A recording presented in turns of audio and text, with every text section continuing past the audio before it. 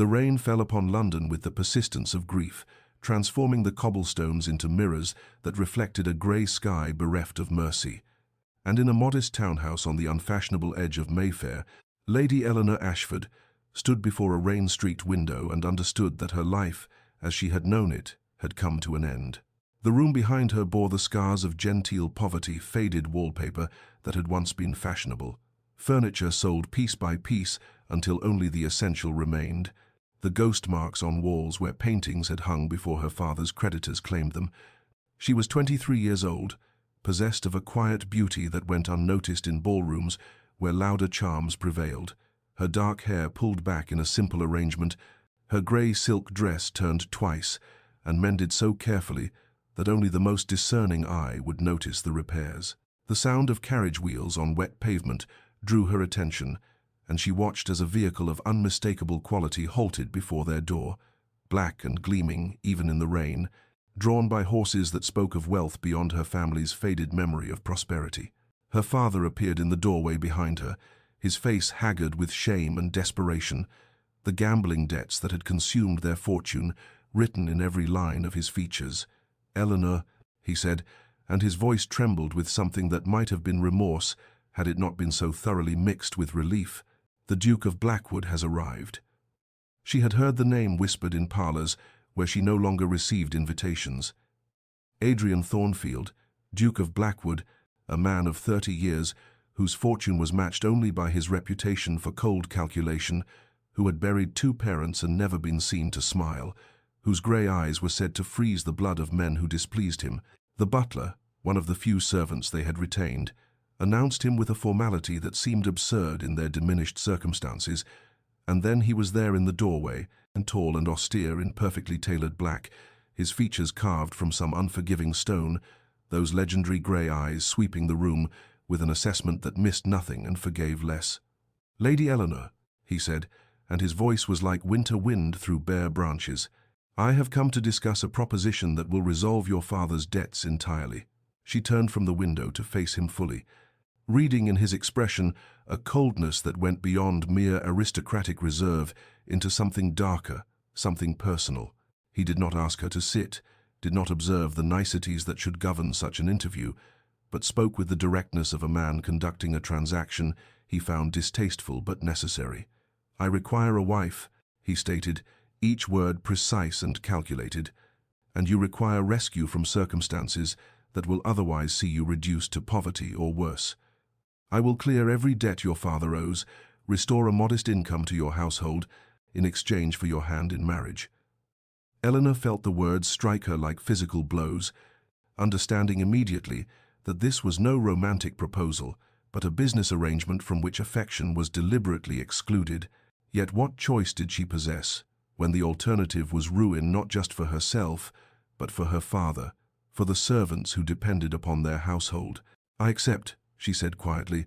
and saw something flicker in those grey eyes, satisfaction perhaps, or possibly something darker that she could not name. The wedding took place 3 weeks later, in a chapel rendered cheerless by November rain, the ceremony attended by the minimum number of witnesses required by law, and her dress a simple cream silk that had belonged to her mother, his expression throughout as remote as if he were attending a funeral rather than his own wedding. When the vicar pronounced them man and wife, Adrian's kiss upon her hand was so brief and cold that Eleanor felt the chill of it long after. And as they departed the chapel into the grey morning, she caught one final glimpse of his eyes and saw there not love, not even indifference, but something that resembled hatred carefully banked like coals waiting to burst into flame, and she understood with terrible clarity that she had not been rescued at all, but rather claimed as payment for a debt she did not yet understand, bound to a man whose reasons for choosing her had nothing whatsoever to do with anything resembling affection or even basic human kindness. But before our lover's fate is revealed, subscribe so you never miss a chapter of romance and scandal, and tell us in the comments, where are you watching from? Now, let's begin. Thornfield Manor rose from the moorland like something conjured from a fevered imagination, all grey stone and sharp towers wreathed in mist that clung to its walls as if the house itself exhaled sorrow, and as Eleanor's carriage approached through the November gloom, she felt the weight of the place settle upon her shoulders like a physical burden. The journey from London had taken 2 days, and Adrian had ridden ahead on horseback, leaving her to travel alone with only a lady's maid for company, a circumstance that had told her more clearly than words what her position in this household would be. The servants assembled to greet her displayed the formal deference owed to a duchess, yet Eleanor caught the sidelong glances, the whispered exchanges quickly silenced, the unmistakable taint of pity in their expressions that spoke of a household well aware this was no love match, but something altogether more troubling. The housekeeper, Mrs. Bramwell, a woman of perhaps 50 years, with iron-grey hair and eyes that had seen too much to be easily deceived, conducted her through corridors that seemed to stretch endlessly, past portraits of Thornfield ancestors, whose painted eyes followed her progress with what seemed like accusation. "His Grace has assigned you the East Wing, Your Grace, Mrs." Bramwell said, and though her tone remained scrupulously neutral, Eleanor heard the significance in those words. The East Wing was as far from the Duke's apartments as one could be, while remaining in the same house. The rooms themselves were beautiful in their way, furnished with obvious expense, yet possessing a coldness that no fire in the hearth could quite dispel, and Eleanor understood immediately that these were chambers designed not for comfort, but for isolation, a gilded cage dressed in silk and velvet. Adrian appeared at dinner, emerging from wherever he had sequestered himself since their arrival, and took his place at the head of the absurdly long dining table, while Eleanor sat so far distant that conversation would have required shouting. He addressed perhaps a dozen words to her throughout the meal, inquiries so perfunctory they barely qualified as courtesy, his attention fixed upon his plate or upon some middle distance that did not include her face. When the dessert course had been cleared, he stood abruptly, and without preamble delivered the pronouncement that would define her existence in this house. "I trust you will find your apartments adequate, madam," he said, his voice carrying the same chill she had heard in the chapel. "You need not concern yourself with the running of the household, as Mrs. Bramwell has managed these affairs for years and will continue to do so. I have business that will occupy me, and I expect you will find ways to occupy yourself that do not require my presence or attention. This is a marriage in name only, entered into for reasons of necessity, and you would do well to understand from the outset that I neither require nor desire anything resembling affection or companionship from this arrangement." Eleanor sat frozen in her chair as he departed without waiting for response or acknowledgement, the sound of his footsteps echoing through the cavernous dining room until even that faded into silence, leaving her alone with the servants who would not meet her eyes, and the terrible understanding that she had been brought to this Gothic fortress not as a wife but as a prisoner, claimed and confined for purposes she could not fathom, bound to a man whose hatred burned with such cold intensity that she felt its frost even in his absence. And that night, in her distant chambers with the mist pressing against the windows like seeking fingers, Eleanor wept, not for love lost, but for a future that stretched before her, as bleak and endless as the moors themselves. The truth came to Eleanor in fragments, pieces of a puzzle she had not known she was assembling, beginning 3 days after her arrival, when she descended the main staircase and heard voices drifting from the morning room. Mrs. Bramwell speaking in low tones to the butler about how tragic it was that His Grace had chosen this particular path for his revenge, how the late Duchess would have wept to see her son's heart so consumed by bitterness, and Eleanor had frozen on the stairs, her hand gripping the banister as the housekeeper continued, saying that of course Lord Ashford deserved punishment for what he had done, ruining the Duchess financially with his schemes and lies, contributing to her decline and death. But to marry the man's daughter and bind her to a loveless existence seemed a cruelty that served no one. Eleanor had continued to her rooms in silence, the words echoing in her mind like bells tolling for the dead, and over the following weeks she pieced together the full narrative through overheard conversations, through the sympathetic looks of servants who assumed she knew nothing, through the portrait she discovered in a closed gallery, a beautiful woman with sad eyes and Adrian's sharp features, the late Duchess of Blackwood, whose death had occurred 7 years prior, under circumstances that had left her son hollow and cold. She learned from the gardener, who spoke freely, believing her ignorant of the connection, that Lord Ashford had once been business partner to the late Duke, that he had embezzled funds and falsified accounts, that when the scheme collapsed, the Ashford family had fled to London, while the Thornfield family absorbed devastating losses, that the Duchess had sold her jewels and dismissed servants and worked herself to exhaustion, trying to preserve what remained, that the shame and strain had broken her health until pneumonia claimed what grief had already weakened. Eleanor absorbed each detail with the stillness of someone watching their own execution, understanding with crystalline clarity that she had been chosen not despite being Lord Ashford's daughter, but precisely because of it, that every moment of coldness from Adrian was deliberate punishment, that her presence in this house served only to remind her father of his sins, while simultaneously ensuring that his daughter lived in the same loveless misery to which he had condemned Adrian's mother. She did not confront Adrian with this knowledge, for what would be the point when the truth was written in every cold glance and calculated distance, when her very existence here was intended as perpetual penance, and instead she retreated further into herself, spending long hours in the neglected corners of the estate where she need not encounter the man who had married her solely to make her suffer for crimes committed before she was old enough to understand them. In the darkness of her chambers that night, Eleanor wept, not from self-pity but from the terrible understanding that she was a pawn in a game that had begun before her birth, that her father's sins had been visited upon her in the form of this gilded prison, and that there existed no appeal from this sentence, no hope of pardon or reprieve, for how could one argue against revenge when the injury that prompted it had been real and devastating? When Adrian's mother had died, broken and impoverished, while her father lived on in comfortable disgrace, and Eleanor understood that she would spend the remainder of her days as living payment for a debt that could never truly be settled, bound to a man whose heart had turned to ice in the same cold ground where his mother lay buried. The weeks that followed took on the quality of a half-remembered dream, each day bleeding into the next with such monotonous similarity that Eleanor sometimes lost track of whether it was Tuesday or Thursday, morning or afternoon, as she navigated the vast emptiness of Thornfield Manor like a ghost haunting rooms that held no memory of her presence. She breakfasted alone in the small morning room where Mrs. Bramwell had arranged a place setting that seemed almost mockingly formal for a solitary diner, the silence broken only by the clink of silver against porcelain and the occasional creak of the house settling into itself, and afterward she would walk the gardens wrapped in her cloak against the November chill, following paths that wound through formal hedges and past fountains, where stone nymphs poured water into basins filmed with ice. Adrian she glimpsed only in passing, a dark figure disappearing into his study or mounting his horse for rides across the moor, and on the rare occasions when their paths crossed in a corridor, he would offer the barest nod of acknowledgement before continuing on his way, treating her with less warmth than he showed the servants, less consideration than he granted the hounds that followed at his heels. The evenings she spent in the library, a magnificent room lined floor to ceiling with books that smelled of leather and old paper and forgotten time,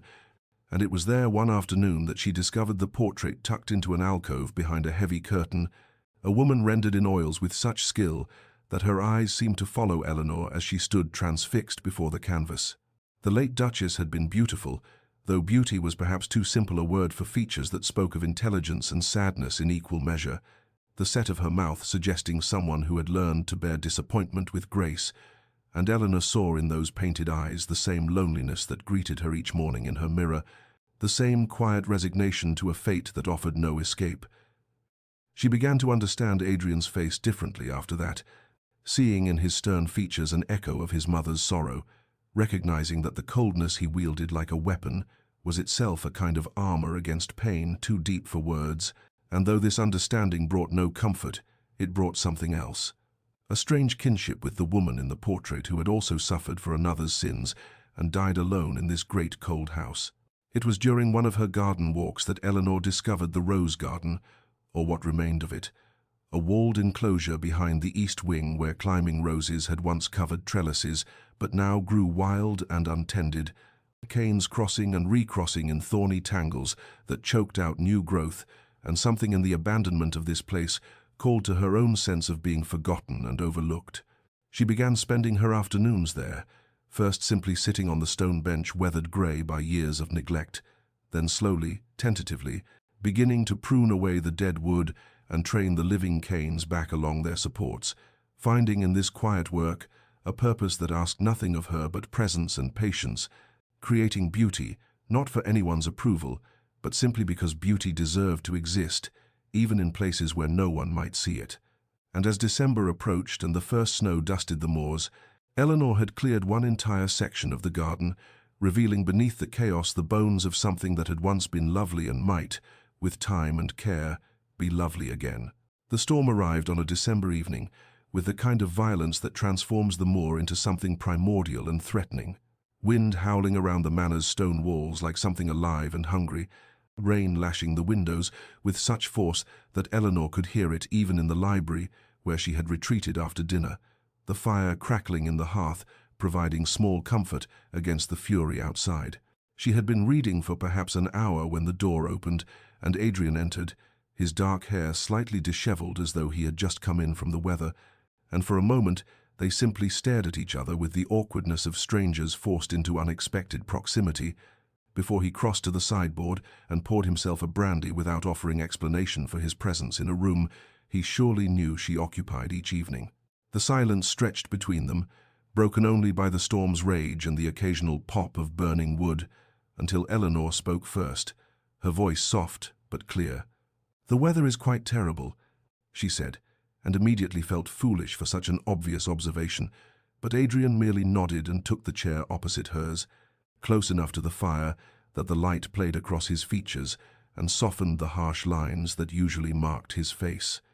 They sat without speaking for long minutes, the storm providing excuse for their mutual silence, until lightning illuminated the room in stark white brilliance, followed by thunder so close the windows rattled in their frames, and Eleanor flinched despite herself, her book sliding from her lap to the floor. Adrian rose and retrieved it, their fingers brushing briefly as he handed it back to her, and perhaps it was the storm's wildness that loosened something in both of them, or perhaps it was simply exhaustion, with the careful dance of avoidance they had maintained for weeks. But when he sat down again, he said, "You need not fear the storm. The manor has stood through worse." "I do not fear it," Eleanor replied, surprising herself with the honesty that followed. "I find it almost comforting in its honesty, the way it makes no pretense of being anything other than what it is." Something flickered in Adrian's grey eyes, recognition perhaps, or surprise, and he studied her for a long moment before speaking again. "You have known storms of your own, I think." It was not a question but an observation, and Eleanor found herself responding with more candour than she had shown anyone in months. Speaking of her mother's death, when Eleanor was barely 14, of the slow dissolution of their family, as her father's debts mounted and creditors circled like vultures, of the isolation that came from being the daughter of a man whose name had become synonymous with disgrace, and as she spoke, she saw Adrian listening with an intensity that suggested he was truly hearing her, not as an instrument of revenge, but as a person whose suffering was separate from and perhaps equal to his own. When she finished speaking, the silence that fell between them was different from before, less hostile and more contemplative, and Adrian's voice when he finally spoke held a roughness that might have been emotion. "I too have known loss," he said simply, and though he did not elaborate, Eleanor understood he spoke of his mother, and for that moment, suspended in the storm's fury, they were not duke and unwilling duchess, not instruments of each other's punishment, but simply two people who had learned too young that the world was capable of terrible cruelty. But then something seemed to catch in Adrian, some internal warning that he had strayed too far from his carefully maintained distance, and Eleanor watched as his expression shuttered closed, the brief warmth in his eyes replaced by familiar ice as he stood abruptly and bid her a formal good night, leaving her alone with the storm and the ghost of what might have been a beginning, though neither of them could have known then that something had indeed shifted, some infinitesimal crack appearing in the wall between them that no amount of renewed coldness could entirely seal. The days after the storm resumed their familiar pattern, yet Eleanor found herself unable to return entirely to her former solitude, something in that brief moment of shared humanity having awakened in her a small, stubborn hope that perhaps kindness might accomplish what resignation could not,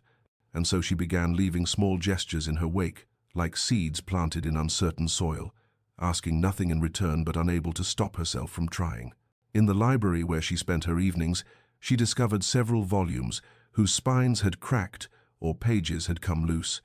books on philosophy and history that bore the marks of frequent reading, and with needle and thread borrowed from the housekeeper, she carefully repaired them, her stitches small and neat, restoring them to wholeness and returning them to their shelves before Adrian might notice her interference. She learned from Mrs. Bramwell that the Duke preferred his tea prepared in a particular way, strong and without sugar, served in the Chinese porcelain cup that had belonged to his mother, and though Eleanor never took tea with him, she began ensuring that this cup was always clean and ready in the afternoon, when he typically retreated to his study, a small consideration that required nothing of her but attention to his comfort. The rose garden she continued to tend with quiet devotion, working her way through the tangled growth section by section, and she noticed that one wall of climbing roses grew directly outside the tall windows of Adrian's study, so she paid particular care to this area, pruning away the dead canes and training the living ones to follow the old iron framework, imagining how they might look in spring when the buds unfurled into bloom, a splash of color against the grey stone visible from his desk if he ever bothered to look. She asked for nothing, expected nothing, simply moved through the manor, leaving these small kindnesses behind her, like footprints in snow, not because she believed they would change anything, but because she had spent too many years in her father's house, watching kindness wither from disuse, and would not allow herself to become that hardened, that defeated, even in the face of Adrian's determined coldness. And Adrian noticed, though he refused to acknowledge it even to himself at first, found himself drawn to the library to discover which books had been mended, running his fingers along spines that no longer bore the scars of age, found his tea waiting precisely as he preferred it, though he had never expressed this preference to his wife, found his gaze drifting to the windows, where winter light caught on branches, being slowly, patiently restored to order. He told himself it meant nothing, these gestures, that Eleanor was simply occupying herself as any woman might in a house that offered little entertainment, that her presence in his life remained what it had always been, a necessary evil in service of justice for his mother's suffering, yet he could not stop himself from looking for evidence of her presence, could not prevent the small softening that occurred in his chest when he discovered a favorite volume repaired or saw through the frost-rimed glass the figure of his wife kneeling in the garden, her hands working among thorns without complaint, and though his pride kept him from speaking of these things, from offering thanks or acknowledgement, he found himself lingering near windows that overlooked her work, his stern features softening almost imperceptibly as he watched her tend to beauty that no one had asked her to create.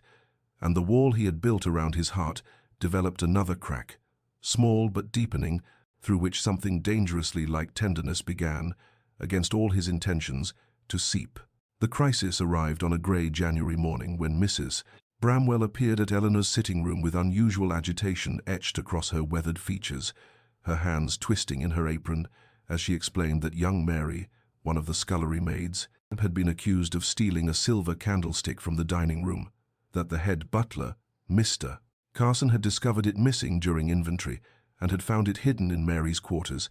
and that the Duke was being summoned to pass judgment, as was his right as master of the household. Eleanor's first instinct was to remain apart from household matters that did not concern her, yet something in Mrs. Bramwell's distressed expression and the remembered image of Mary, a slight girl of perhaps 16 with frightened eyes, who had once thanked Eleanor profusely for a kind word, compelled her to rise and make her way to the servants' hall, where the household had gathered in tense silence. She arrived to find Mary standing before Adrian, the girl's face pale and streaked with tears, her thin body trembling as she protested her innocence, while Mr. Carson stood rigid with indignation, insisting that the evidence was irrefutable and that theft could not be tolerated regardless of the girl's protestations, and Adrian's expression was stern and remote as he prepared to render verdict that would likely see Mary dismissed without reference and possibly handed to the magistrate. Eleanor stepped forward before she could reconsider the wisdom of interference, her voice quiet but carrying clearly in the hushed room. "Your Grace, might I speak with Mary privately before judgment is passed?" Adrian's eyes met hers with surprise that quickly hardened into something like warning, as though reminding her that she had no authority in his household, yet Eleanor held his gaze with a steadiness, born not of defiance but of conviction, that justice required more than surface evidence. And after a long moment he gave a curt nod of assent. In the small anteroom, Eleanor sat across from the trembling girl and spoke gently, asking not about guilt or innocence, but about Mary's daily routine, her duties, who had access to her quarters, and as the girl's terror gradually eased in the face of Eleanor's calm attention, a different story emerged: that Mary shared quarters with another maid, that this other girl had been courting Mr. Carson's nephew and had been recently spurned, that Mary had noticed items appearing in their shared space that she had not brought there but had been too frightened to mention lest she be thought a thief. Eleanor's mind worked through the implications with a clarity that surprised her, seeing the shape of a scheme designed to punish through proxy, and she returned to the servants' hall with Mary beside her and a request that the other maid's quarters be searched, a suggestion that was met with Mr. Carson's blustering objections, until Adrian, who had been watching Eleanor with an intensity she could feel like heat against her skin, ordered it done. What they discovered confirmed Eleanor's suspicions: other items of silver hidden in places that suggested deliberate staging, and under careful questioning the other maid's composure crumbled into confession, admitting she had taken the items and hidden them in Mary's belongings out of spite for imagined slights, her face twisted with malice that dissolved into tears when Adrian pronounced her immediate dismissal. In the aftermath, as the household dispersed in whispers of shock and relief, Adrian approached Eleanor in the empty hall, and for the first time since their wedding day he truly looked at her, seeing not the daughter of his enemy, but a woman of unexpected wisdom and compassion, who had pursued truth with patience and insight, where others had accepted easy answers. And though he spoke only the formal words, "You showed considerable judgment in this matter, Your Grace." Eleanor heard beneath them something that might have been the beginning of respect, perhaps even wonder that she was so remarkably unlike the person he had assumed her to be. And as she met his eyes, she saw the first genuine crack in his perception of her, the moment when she ceased to be merely her father's daughter and became, impossibly, herself. Autumn arrived at Thornfield Manor with its usual melancholy splendor, the gardens transforming into a tapestry of amber and crimson, and Adrian found himself standing at his study window far more frequently than duty required, his eyes inevitably drawn to the figure of his wife as she walked the gravel paths or knelt among the rose beds that had flourished under her patient care. And each time he caught himself in this observation, he felt a surge of self-loathing that warred with something far more dangerous and unwelcome. He told himself it was merely curiosity, this tendency to note when Eleanor appeared in the gardens,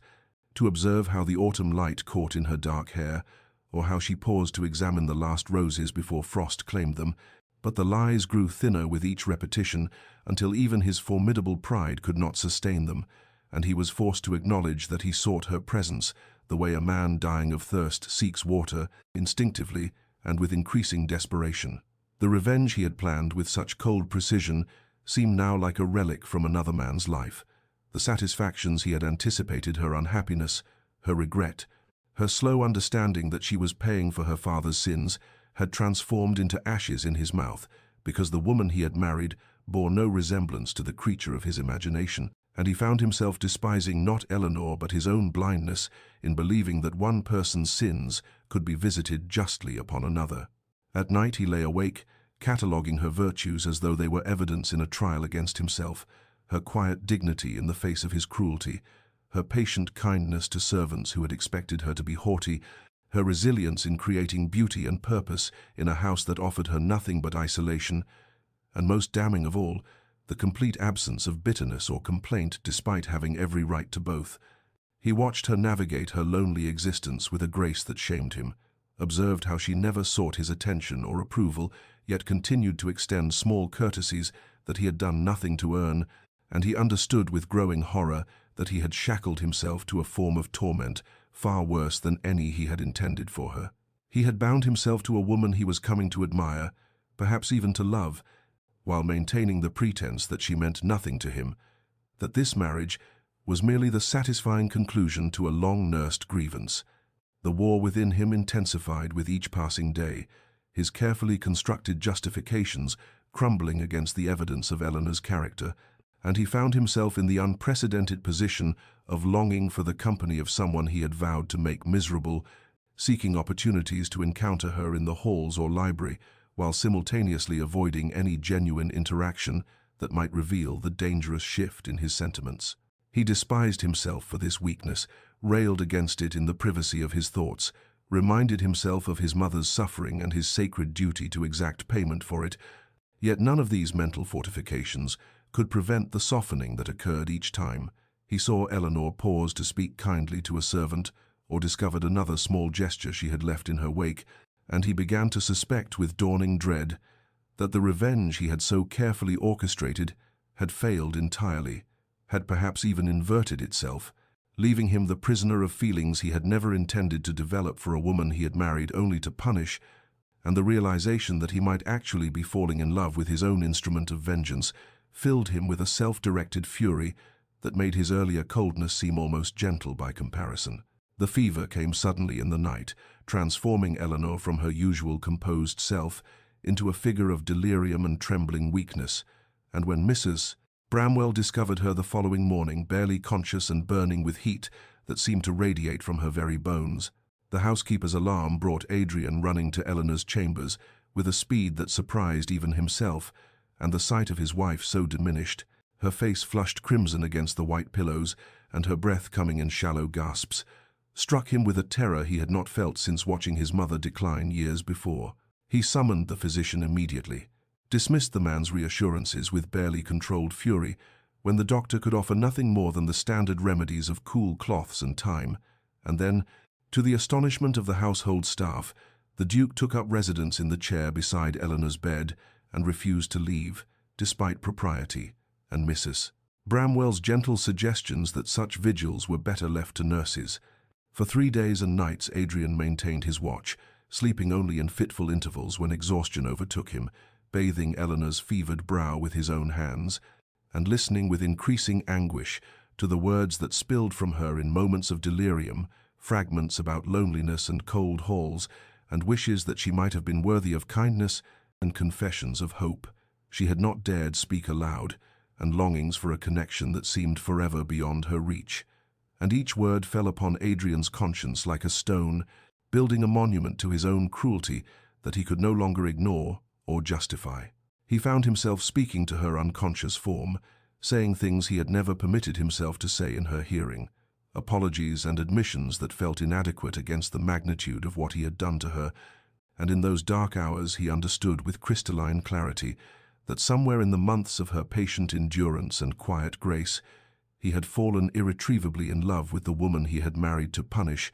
that the thought of losing her now filled him with a desperation that made his previous suffering seem trivial by comparison. On the third night, when her fever finally broke and she opened her eyes with something like recognition, focusing on his face with confusion that gradually transformed into wonder as she whispered, "You stayed." Adrian felt tears he had not shed since childhood threatened to fall, and he took her hand with a gentleness that contradicted everything their marriage had been thus far. Unable to speak past the constriction in his throat, but hoping she might somehow understand in his touch what he could not yet say aloud. Eleanor's recovery was slow, her strength returning in gradual increments, and Adrian found himself unable to return to his former coldness, appearing at her door with books he thought might interest her, ensuring her meals were prepared to her preferences, sitting beside her bed in companionable silence that felt nothing like the isolation that had defined their previous months together, and though pride and shame still prevented him from confessing the truth of his transformed heart,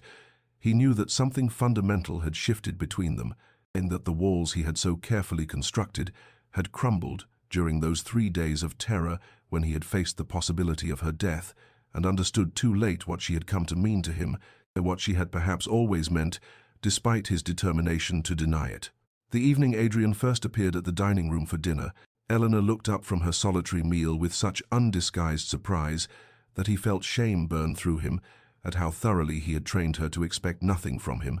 and though his initial invitation that they dine together was delivered with characteristic terseness,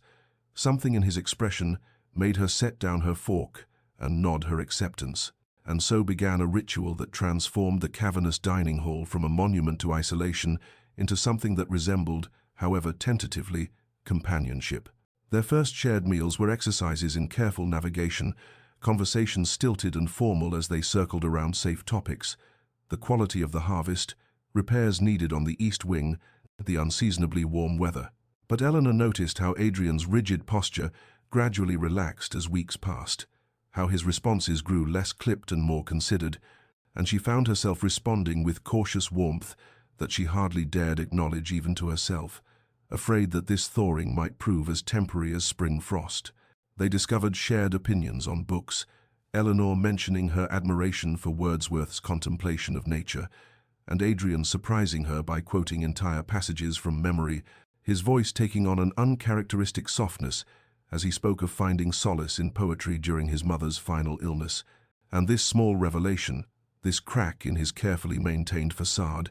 emboldened Eleanor to share her own experiences of grief, how she had turned to books when her mother died because the written word demanded nothing of her but attention, and in these exchanges something fragile and precious began to grow between them, a mutual recognition of shared wounds beneath their different circumstances. Small moments accumulated like interest on an investment. Eleanor had not known she was making Adrian's hand at her elbow as they ascended the grand staircase after dinner, his touch brief but steady, and somehow speaking of concern rather than mere courtesy. The way he began selecting volumes from the library and leaving them in her sitting room with small notes about passages he thought might interest her. His presence in the garden as she tended her roses, initially standing at a distance but gradually drawing closer until he was handing her pruning shears or asking questions about her techniques that suggested genuine curiosity rather than polite obligation. Eleanor found herself laughing at his dry observations about estate management and local society, discovering beneath his severity a wit that was sharp but never cruel,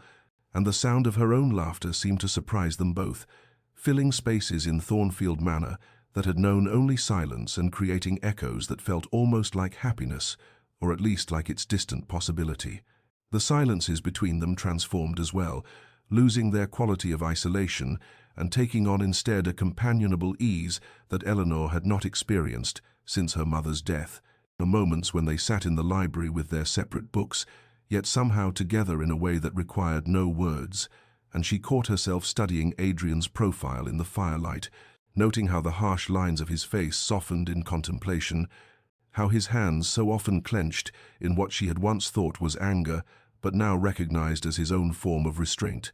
relaxed when he believed himself unobserved, and she felt hope unfurling in her chest like those roses she had coaxed back to life, fragile and easily damaged, but stubbornly persistent in its determination to bloom despite the inhospitable soil from which it grew. The resolution formed in Adrian's mind during a sleepless night, when moonlight fell across Eleanor's empty chair in the library, and he understood with painful clarity that he could no longer continue this deception, that the foundation of their growing connection was built upon lies he had constructed, and she had never been told.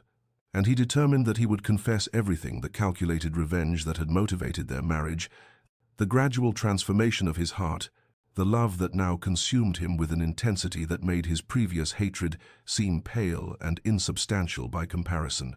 But when morning came and he found Eleanor in the conservatory tending to seedlings she was coaxing into life, the words died in his throat as he watched her gentle hands work the soil, and shame crashed over him like a wave, drowning his courage in the recognition of how thoroughly he had wronged this woman who had shown him nothing but quiet dignity in the face of his cruelty. He tried again during their evening meal, the confession forming and reforming in his mind as he watched her speak of a letter from a distant cousin, her face animated in a way it had not been when she first arrived at Thornfield Manor, and he opened his mouth to speak the truth, but heard himself instead asking about her opinion on expanding the rose gardens, the cowardice of his substitution burning in his chest, even as Eleanor's eyes lit with surprised pleasure at his interest in her project. Each day brought new attempts and new failures, moments when the truth pressed against his teeth like something physical demanding release.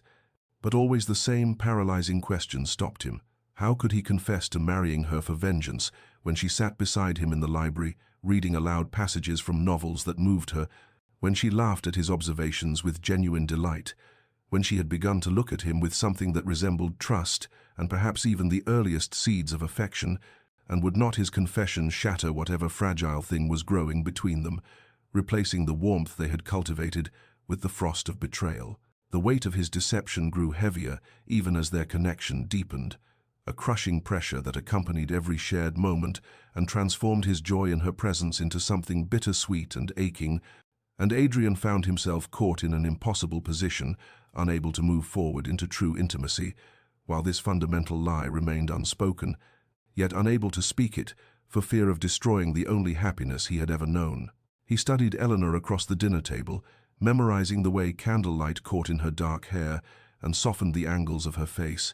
the way her hands moved when she spoke of things that mattered to her, the particular quality of her smile when something genuinely amused her rather than merely requiring polite acknowledgement. And he thought that surely she deserved to know the truth of what had brought her to Thornfield Manor, that she deserved the choice of whether to remain once she understood the calculated cruelty that had begun their union. Yet each time he gathered his courage to confess, he imagined the light dying in her eyes and found himself choosing silence once more, postponing the inevitable reckoning and hating himself for the postponement, even as he could not seem to stop making it. Day after day after day, Eleanor had been returning from the rose garden with soil still dark beneath her fingernails when she heard voices from Adrian's study, the door standing slightly ajar in a way that would have meant nothing to her months ago, but now drew her attention because she had learned the rhythms of this house and knew that Adrian always closed doors when conducting business, and she might have continued past without pause, except that she heard her own name spoken in Adrian's voice with a particular tension that made her steps slow, despite her better judgment. She stood in the corridor with her basket of cut roses growing heavy in her hands, as Adrian's solicitor, a thin man named Morrison who visited quarterly, said something about the original terms of the arrangement, and then Adrian's response came clear and cold in a tone she had not heard him use in weeks. "The purpose has been served, Morrison. You need not concern yourself with the particulars," and the solicitor's reply about completing the legal documentation and finalizing matters struck Eleanor like a physical blow, driving the air from her lungs as understanding crashed over her with the force of winter wind. She understood then, or believed she understood, with a clarity that made her earlier happiness seem like the foolish delusion of a desperate woman who had mistaken kindness for affection and companionship for something deeper, and that Adrian had married her for revenge as she had always known, that these recent months of warmth and shared dinners and gentle touches had been nothing more than the civilized conclusion to his calculated cruelty,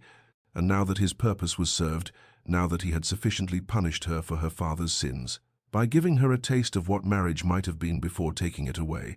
he was making arrangements to end what had never truly been a marriage at all. The roses slipped from her nerveless fingers and scattered across the marble floor in a spray of crimson and white. But Eleanor did not stop to gather them as she walked with careful dignity toward the stairs, each step requiring conscious thought because her body had gone numb and distant as though she were observing herself from a great height, and she thought with bitter clarity that the pain of this moment was worse than anything she had endured in the early days of their marriage, because then she had expected nothing, and now she had committed the fatal error of hoping, of allowing herself to believe that perhaps she might be valued for herself rather than as an instrument of vengeance, of imagining that the man who quoted poetry to her over dinner and left books in her sitting room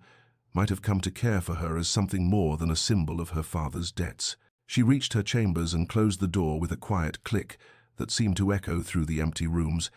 and she stood with her back pressed against the carved wood, as tears she had not permitted herself to shed in all the lonely months of her marriage finally spilled over, hot and bitter against her cheeks, because she had survived isolation and coldness and the knowledge that she was unwanted. But she could not survive this, the loss of something she had only just begun to believe might be real, the death of a future she had been foolish enough to imagine, the confirmation that she had been right from the beginning to expect nothing, because nothing was precisely what she would be allowed to keep. Eleanor woke the next morning with the clarity that comes after tears have been spent, and grief has settled into something harder and more resolute, a determination forged in the understanding that she would not remain at Thornfield Manor to be dismissed like a servant whose term of employment had ended,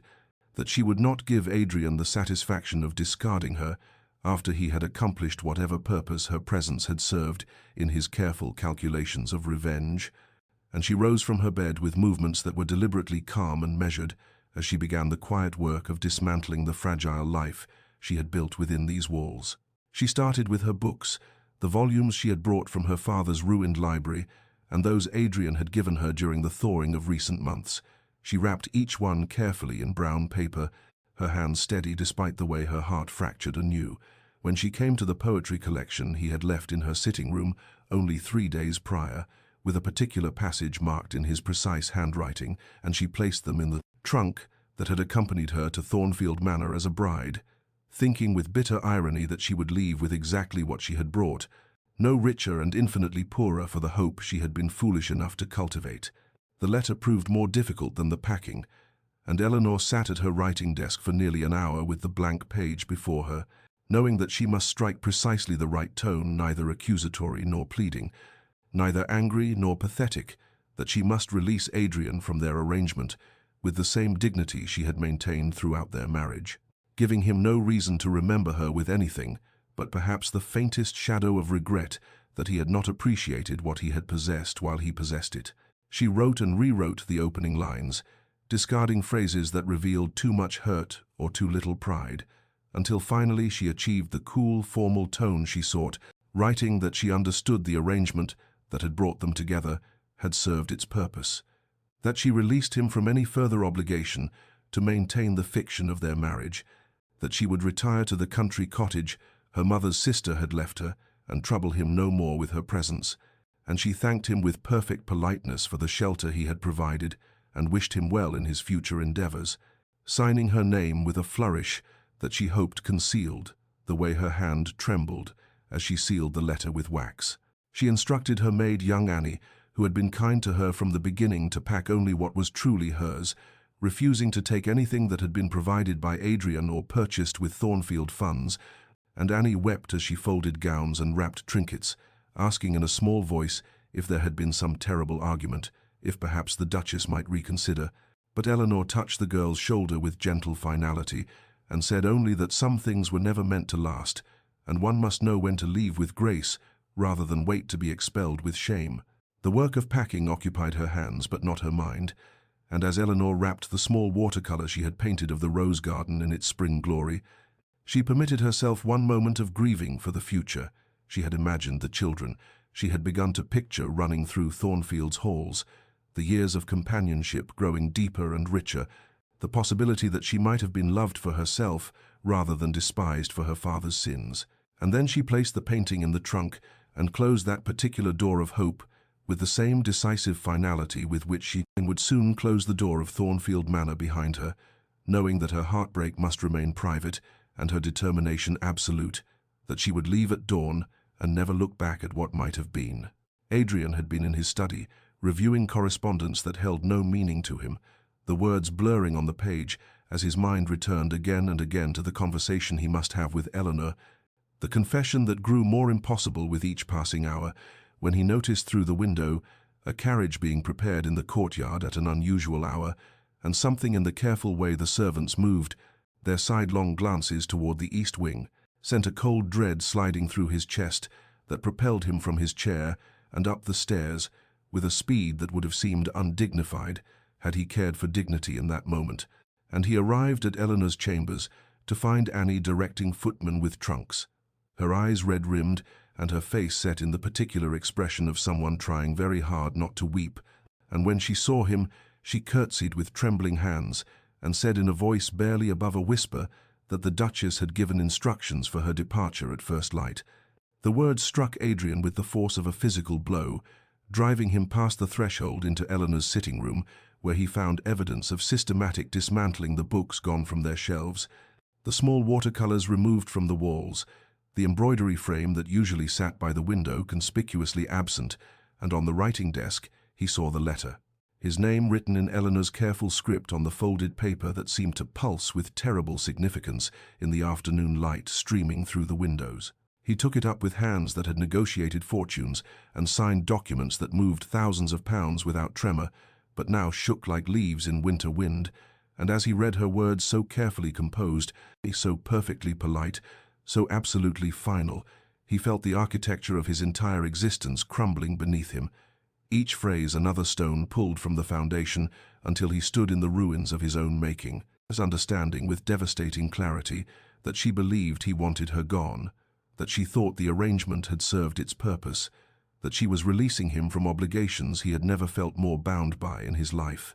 The carefully constructed revenge that had consumed him for years revealed itself in that moment as the pathetic delusion it had always been. He had married her to punish her for her father's sins, to bind her to a loveless existence as payment for debts that were not hers to bear. But somewhere in the months of her quiet grace and accumulated kindnesses, in the evenings of shared conversation and the small moments of laughter that had crept into the spaces between his carefully maintained coldness, and he had fallen so completely in love with her that the thought of losing her now was agony beyond anything his revenge had ever intended to inflict. And he saw with terrible irony that he had succeeded only in destroying himself, that his carefully laid plans had transformed not her into a prisoner of misery, but himself into a man who could not imagine drawing breath in a world that did not contain her presence. He read the letter again, searching for some hint of anger or accusation that might have given him something to combat. But there was only her dignified acceptance and gracious release, and he understood that she was doing what she had always done, bearing her pain with quiet strength, asking nothing, expecting nothing, giving him every opportunity to let her go without impediment or shame, and the realization that he had taught her so thoroughly to expect nothing from him, that he had been so successful in his cruelty that she could not even imagine he might want her to stay, filled him with a self-loathing so profound that he crumpled the letter in his fist and stood in the center of her emptying rooms, knowing that he had perhaps hours, perhaps only minutes, before she was gone forever, and with her any possibility of redemption, any chance of becoming the man her grace had slowly been transforming him into,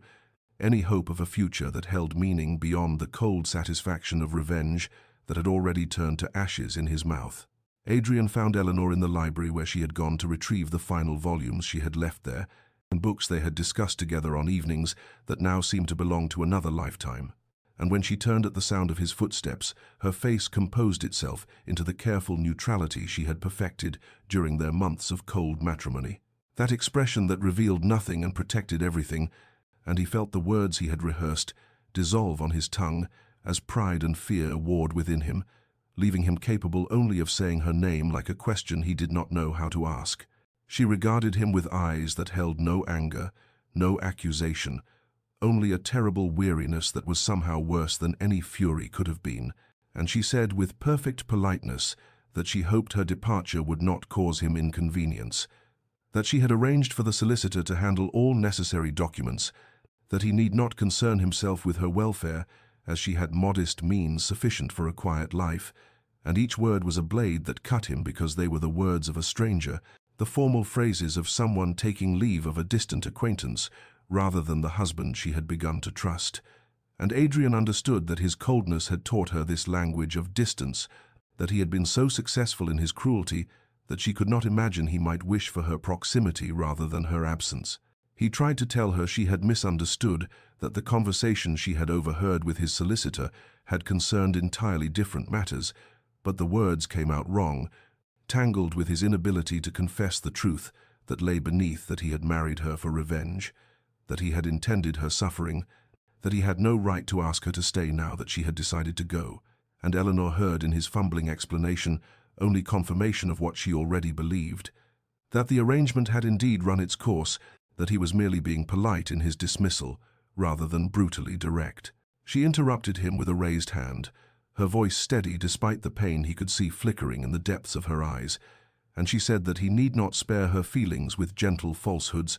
that she understood perfectly well the nature of their marriage and harbored no illusions about its continuation, that she was grateful for the months of companionship they had shared, but recognized them now for what they were, a temporary softening that changed nothing of the fundamental reality between them. And Adrian felt something break inside him, at her words, at the way she had taken his moments of genuine transformation and dismissed them as meaningless kindness, temporary aberrations in a relationship defined by its essential coldness. He wanted to seize her shoulders and shake her, to force her to see that those months had been the only real thing in his entire existence, that every moment of warmth between them had been more genuine than any part of the revenge that had brought them together. But pride held his hands at his sides, and shame stopped his throat, and instead he stood frozen as she turned back to her books, her movements deliberate and final, and he heard himself say in a voice that sounded foreign and distant that if she wished to leave he would not prevent her, that she was free to go. And the moment the words left his mouth, he wanted to call them back, to unsay them, to fall to his knees and beg her to stay. But she had already nodded once, that small gesture of acknowledgement that felt like a door closing, and she said she would depart at dawn, her voice barely above a whisper, and Adrian stood paralyzed in the library doorway as she gathered her books and walked past him, close enough that he could smell the lavender she wore, could see the tears she was fighting to contain, close enough to touch but impossibly far beyond his reach, and he watched her disappear up the stairs to her chambers, heard the quiet click of her door closing, and understood with devastating certainty that he had just committed the greatest failure of his life, that pride and fear had conspired to rob him of the words that might have changed everything, that he would spend the remaining hours until dawn trapped in the hell of his own making, knowing that the woman he loved believed herself unwanted and was preparing to walk out of his life forever, while he stood silent and useless, a prisoner of the revenge that had become his own punishment. Adrian did not return to his chambers that night, but remained in his study where the fire had burned low and the shadows stretched long across walls that had witnessed his transformation from vengeful son to broken man, and as the clock marked each hour with mechanical precision, he sat motionless in the leather chair that had been his father's. Then his, facing squarely for the first time in his life, the architecture of choices that had brought him to this precipice, where everything he had never known he wanted stood poised to vanish with the dawn. He saw with pitiless clarity the young man he had been when his mother died, consumed by grief that had curdled into rage, needing someone to blame for the loss that had unmade his world, and when he learned of Lord Ashford's role in the financial ruin that had broken his mother's health and hastened her death, he had seized upon that knowledge, like a drowning man clutches debris, had built his entire identity around the promise of revenge, had spent years planning this marriage that would bind Ashford's daughter to a lifetime of cold neglect as payment for sins that were not hers to bear. The revenge had seemed righteous then, just, the only possible response to the wound that would not heal, but now in the darkness of this final night, he understood that he had been poisoning himself,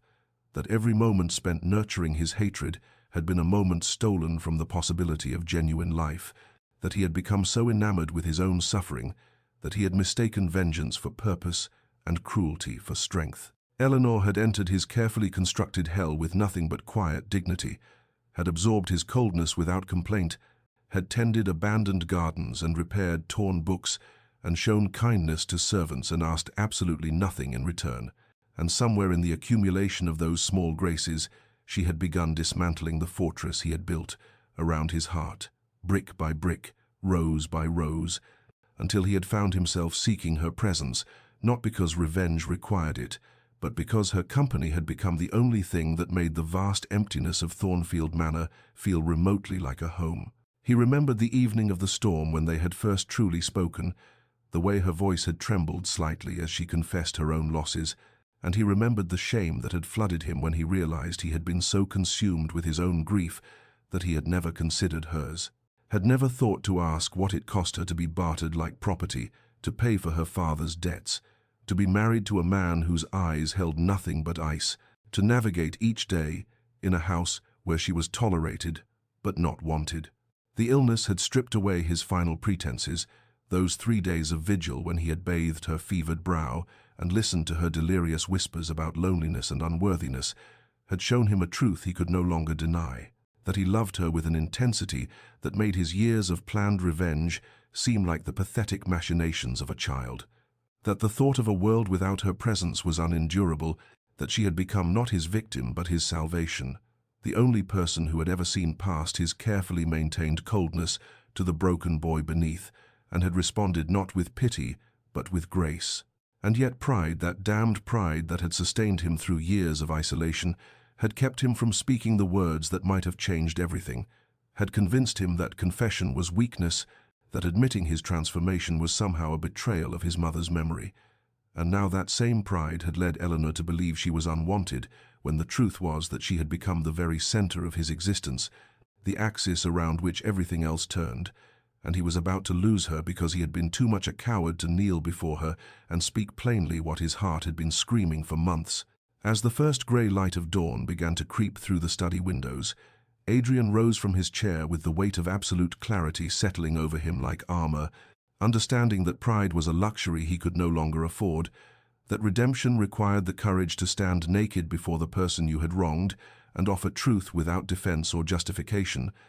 and he knew with perfect certainty what he must do, even if it cost him every shred of dignity he possessed, even if she refused him, even if the household witnessed his humiliation,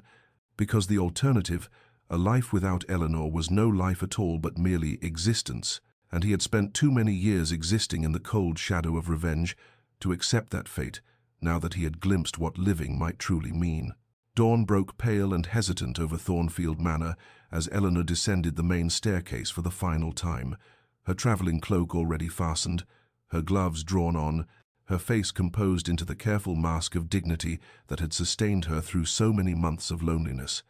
And the household staff had gathered in the entrance hall with expressions that ranged from pity to sorrow, for in the months she had lived among them, she had earned their affection through small kindnesses they had not forgotten, and her trunks stood waiting by the door like sentinels marking the end of something that had never quite been allowed to begin. She was giving final instructions to Mrs. Hartwell about forwarding any remaining correspondence when the study door opened and Adrian emerged, and Eleanor felt her carefully constructed composure waver at the sight of him, his face haggard with sleeplessness, his eyes red-rimmed, his usually immaculate appearance disheveled in a way that suggested he had not even attempted rest, but she steeled herself and turned back to Mrs. Hartwell, determined to complete her departure with whatever shreds of dignity remained to her. She heard his footsteps cross the marble floor and stopped walking, expecting some final polite farewell, some formal acknowledgement that their arrangement had concluded, but when she turned at the sound of her name on his lips, she found him not standing at a respectful distance as propriety demanded, but moving toward her with an expression of such raw desperation that it stopped the breath in her throat, and before she could comprehend his intention, before the assembled staff could react with anything more than shocked gasps, Adrian Thornfield, Duke of Blackwood, dropped to his knees before her on the cold marble floor of his ancestral home, his pride shattered and discarded like broken glass at her feet. The silence that followed was absolute and terrible, broken only by the ticking of the grandfather clock and the sound of someone's strangled sob, and Eleanor stood frozen as Adrian looked up at her with eyes that held no trace of the ice that had defined their first meeting. Only a vulnerability so complete it was almost unbearable to witness, and when he spoke, his voice carried through the entrance hall with a clarity that ensured every servant, every witness to this unprecedented scene, would hear the words that cost him everything he had spent his life protecting. He confessed it all: how he had married her for revenge, how her father's actions had destroyed his mother, and he had sought to punish that sin by binding Eleanor to a lifetime of loveless matrimony, how he had intended her suffering as payment for debts that were never hers to bear. And the words fell from his lips like stones, each one a weight he had carried alone, each one an admission of cruelty that made Eleanor's hand fly to her mouth in horror, not at the revelation itself, which she had long suspected, but at hearing him strip away every pretense before witnesses who would carry this story beyond these walls, destroying his reputation with a thoroughness that spoke to how little he cared for anything beyond this moment, beyond her. But he did not stop with confession of his sins, he continued, his voice breaking now, to tell her how she had undone him, how her quiet grace had dismantled his revenge, piece by piece, until he no longer recognized the man he had been, how the roses she tended had bloomed in the wasteland of his heart, how her kindness to servants, and her dignity in suffering, and her willingness to find beauty in abandonment had shown him what love might look like if he were brave enough to reach for it, and he told her that he loved her with an intensity that terrified him, that the months of growing closeness had been the only honest thing in his entire existence, that he would spend the rest of his life earning her forgiveness if she would grant him the chance, but that if she chose to leave, he would not prevent her because she deserved freedom more than he deserved redemption. He asked for nothing, promised everything, promised honesty, promised partnership, promised to spend every remaining day proving himself worthy of the grace she had already shown him, and then he fell silent, still kneeling, his fate entirely in her hands, and Eleanor stood above him, trembling with emotions she could not name, aware of every eye upon them, aware that her next words would determine not just her own future, but whether redemption was possible for a man who had finally found the courage to kneel. Eleanor stood motionless in the entrance hall of Thornfield Manor, with her heart a battlefield where fury warred with compassion, betrayal with understanding, and the urge to flee with something deeper she could not yet name. And she looked down at the man, kneeling before her, this duke, who had built his life around revenge, who had married her as an instrument of punishment, who had treated her with calculated coldness for months, and saw not the monster she might have expected, but someone profoundly, devastatingly human in his brokenness. And the recognition of that humanity was perhaps the most painful gift he could have given her, because it meant she could not simply hate him, could not reduce him to villain and herself to victim,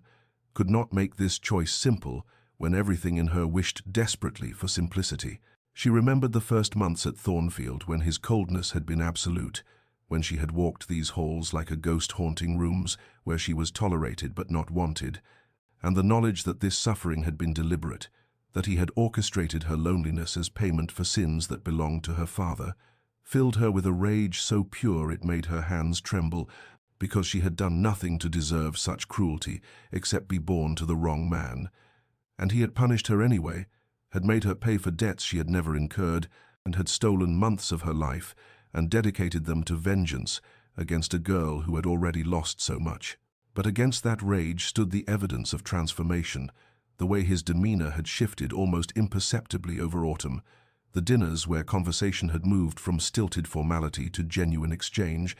the moment his hand had steadied her on the stairs and lingered a heartbeat longer than necessary,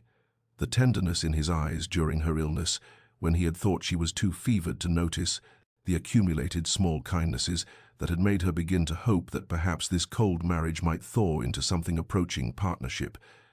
And she understood now that those changes had been real, that the man who had sought her presence and made her laugh with dry wit and looked at her as though she mattered had not been performing a deception, but struggling against his own history to become someone capable of love.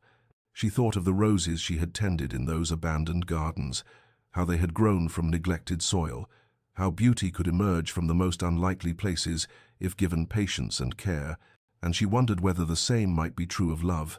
whether something genuine could take root in ground poisoned by revenge, if both parties had the courage to nurture it.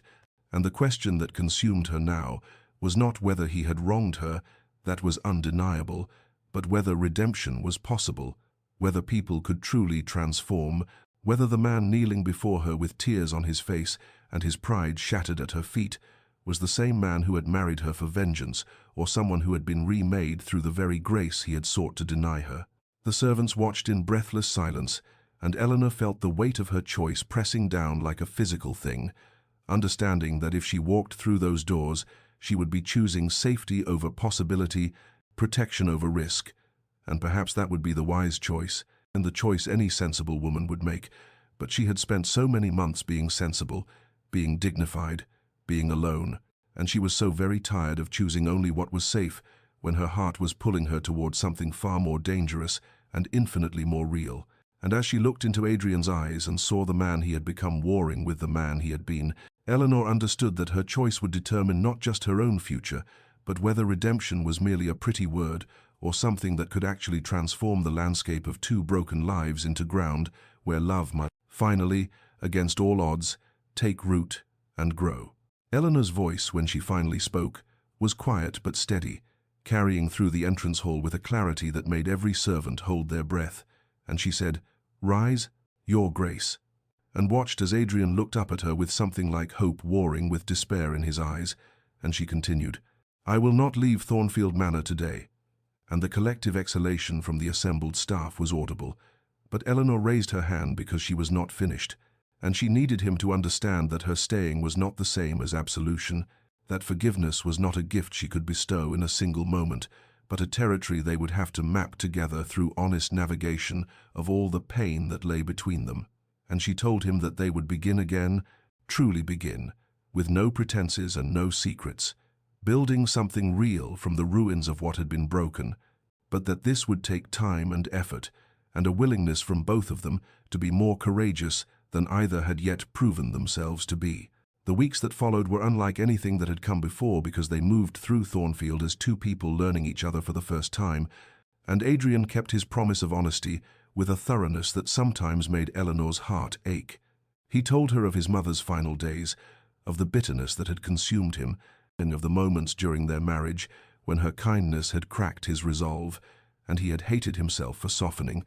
And Eleanor in turn shared her own truths, the loneliness of her childhood after her mother's death, her father's descent into gambling, the shame of being bartered like property. And these conversations were not easy or comfortable, but they were real, and reality was what they had lacked from the beginning. Spring arrived and found them walking the gardens together in the afternoons,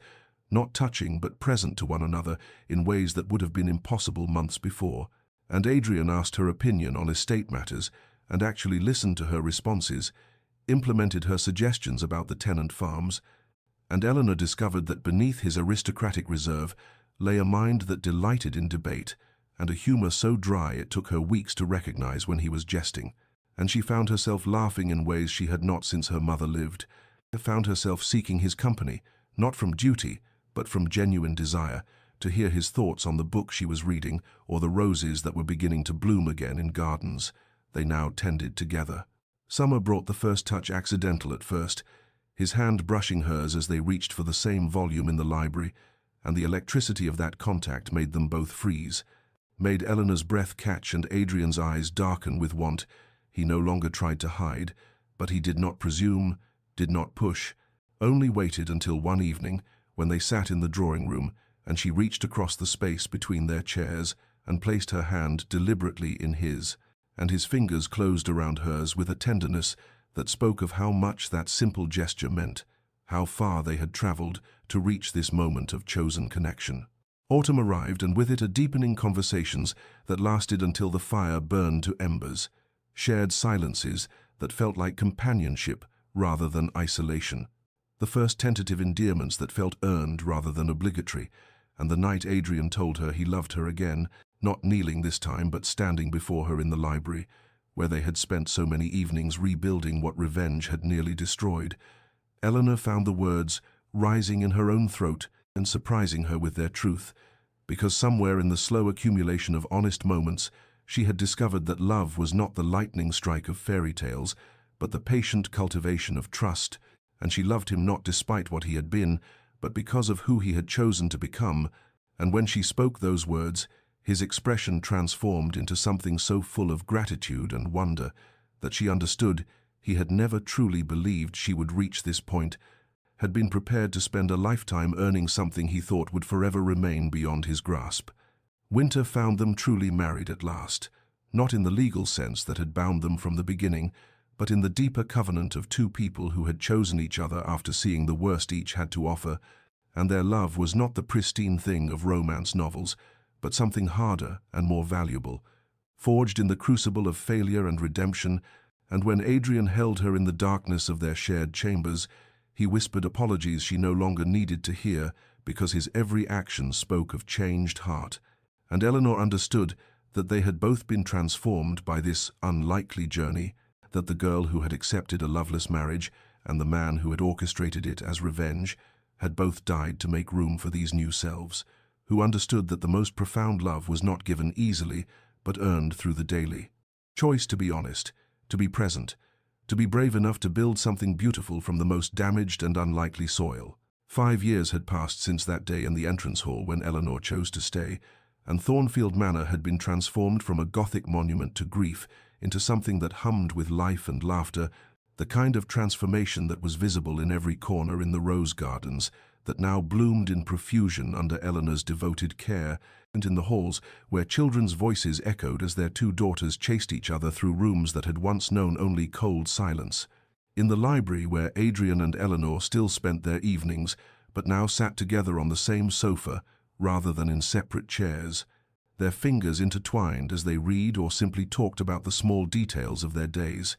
and most of all in Adrian's eyes, which had lost that glacial quality and now held warmth when he looked at his wife, a tenderness so profound that the servants who had witnessed their beginning sometimes shook their heads in wonder at how completely love had rewritten what revenge had begun. Eleanor stood at the window of the drawing room on an autumn afternoon, much like the one when their relationship had first begun to shift, watching as Adrian played with their daughters in the garden, lifting the youngest onto his shoulders, while the elder one demanded he catch her too, and she smiled at the scene, because this man who had once weaponized coldness now gave affection with the wholehearted devotion of someone who understood its value precisely because he had lived so long without it, and she thought of the girl she had been, accepting a loveless marriage as penance for her father's sins, and marveled at how that broken beginning had led to this, not despite the pain, but somehow because of it, because they had both been forced to grow in ways that comfort would never have demanded, to develop the kind of courage that only comes from having everything to lose and choosing to risk it anyway. Dear listener, perhaps you wonder whether such a story is possible in your own life, whether love can truly grow from soil poisoned by resentment and watered with tears, whether people can transform so completely that their endings bear no resemblance to their beginnings. And the truth that Eleanor and Adrian discovered is this: redemption is never a single moment, but a series of small choices made daily, hourly, in the moments when it would be easier to retreat into old patterns, but you choose instead to remain vulnerable, to remain honest, to remain present to the person you are becoming and the person you are learning to love. And yes, it requires courage from both parties, the courage to forgive what seems unforgivable, and the courage to believe you might be worthy of that forgiveness, the courage to trust again after trust has been shattered, and the courage to prove yourself trustworthy through patient consistency rather than grand gestures. The greatest revenge, they learned, was not to bind someone to suffering, but to choose forgiveness, to choose to build something beautiful from the wreckage, to demonstrate that love is stronger than bitterness and grace more powerful than vengeance. And if you are carrying the weight of past hurts or living with the consequences of choices you regret, know that transformation is possible, that endings can be rewritten, that the soil of your life, however damaged it may seem, can still produce beauty if you are willing to tend it with patience, with honesty, with the kind of vulnerable courage that refuses to let fear make your choices for you. May you find the strength to forgive what needs forgiving, and the wisdom to know when you are being offered genuine transformation rather than empty promises. May you have the courage to stay when staying is the harder choice, and the clarity to leave when leaving is the necessary one. And may you discover, as Eleanor and Adrian did, that the deepest love is not the easiest love, but the love that has been tested and refined and chosen again and again until it becomes as essential as breath. And may you rest well tonight, knowing that your story is not yet finished, that redemption is always possible, and that grace has a way of finding root in the most unlikely places if you are brave enough to let it grow. Until next time, this is Enchanted Quill, reminding you that every ending is also a beginning, and the most beautiful chapters of your life may be the ones you never saw coming. Sleep well, dear listener, and dream of second chances.